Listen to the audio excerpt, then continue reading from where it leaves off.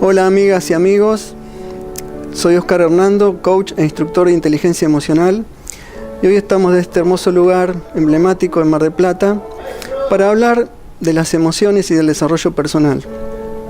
Lo primero que me gustaría hacer es una pregunta, y es la siguiente: ¿nosotros manejamos las emociones o las emociones nos dominan? Así como nos hacemos esta pregunta, también me gustaría invitarlos a tener presente la enorme cantidad de estímulos que pasan por nuestra vida diariamente. Enorme cantidad, y son inevitables la mayoría. Por ejemplo, tomemos un día cualquiera de nuestras vidas y veamos que ya nos despertamos con el estímulo del despertador. Luego interactuamos con nuestra familia a través de lo que dicen, de sus actitudes. En el trabajo, por supuesto, tenemos una innumerable cantidad de estímulos. Cuando estamos en la calle, los ruidos, los olores, los estímulos visuales.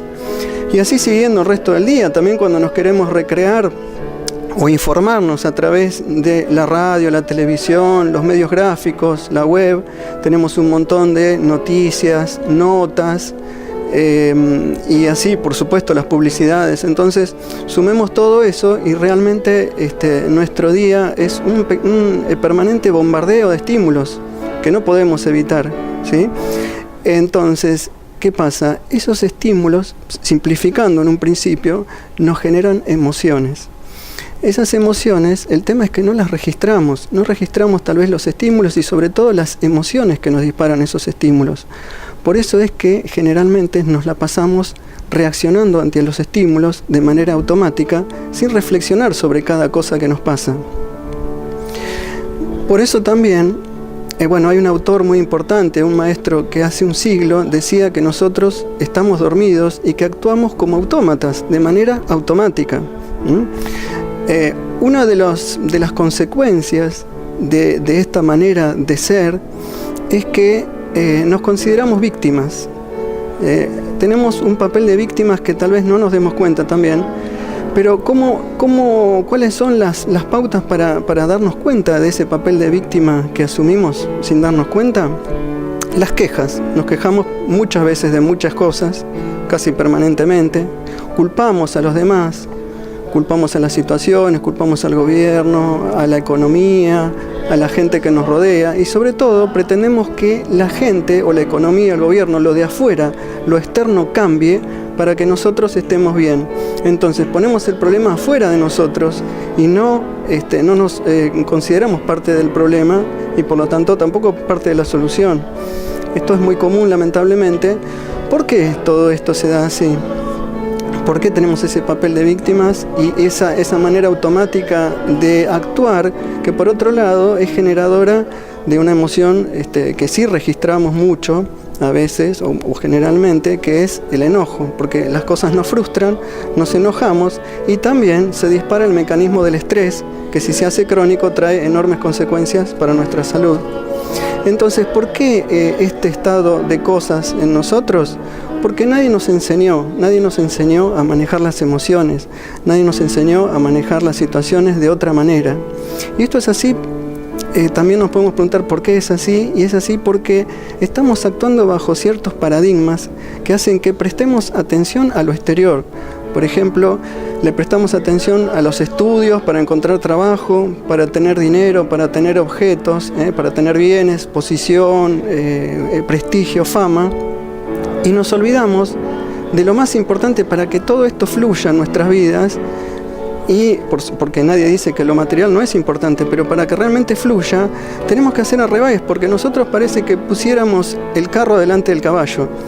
Y la clave de todo esto justamente es empezar por el desarrollo interior, por el trabajo sobre uno mismo, el trabajo interior. Esa es la clave justamente para que después las cosas materiales estén en su lugar, porque si no, lamentablemente, las sobredimensionamos. Y la paradoja es que cuando nosotros empezamos por el trabajo interior, después nos damos cuenta que necesitamos mucho menos cosas. No necesitamos cada vez una casa más grande, un celular más grande y un auto cada vez más grande. Bueno, siendo así las cosas, ¿qué propongo o qué se propone en esto del desarrollo interior el trabajo en 4 áreas principalmente. Esas 4 áreas son el área mental, el área física, el área emocional y el área espiritual. En otros momentos los desarrollaremos, pero quiero centrarme un poquito en la inteligencia emocional. ¿Por qué? Porque la inteligencia emocional es una parte de estas 4 áreas, pero es considerada una meta habilidad, es decir, una habilidad que potencia a las demás si está presente o las tira abajo si está ausente. Entonces, por eso es importante y es un motor de las otras áreas. ¿Y qué propongo? Para resumir, también esto lo desarrollaremos seguramente más adelante en otros momentos. Primero, empezar a prestar atención a los estímulos y a prestar atención a las emociones que nos disparan, y también con una clave, con algo importante a tener en cuenta, porque nosotros normalmente pensamos que actuamos como consecuencia de los estímulos, o sea, de lo que nos pasa. Y una de las cosas que tenemos que aprender es que en realidad hay algo ahí en el medio, y en realidad actuamos no por lo que pasa, sino por cómo interpretamos lo que pasa, es decir, por los pensamientos y las creencias que nos disparan los estímulos. Entonces, ya con esto tenemos bastante trabajo como para empezar nuestro desarrollo interior. Y una aclaración más muy importante, y es que la comprensión intelectual de todos estos temas es una condición necesaria, pero no suficiente para el cambio. El verdadero cambio se da cuando uno comienza a practicar las habilidades y las técnicas aprendidas en la vida diaria, en el día a día, y las va incorporando y haciendo de ellas un hábito.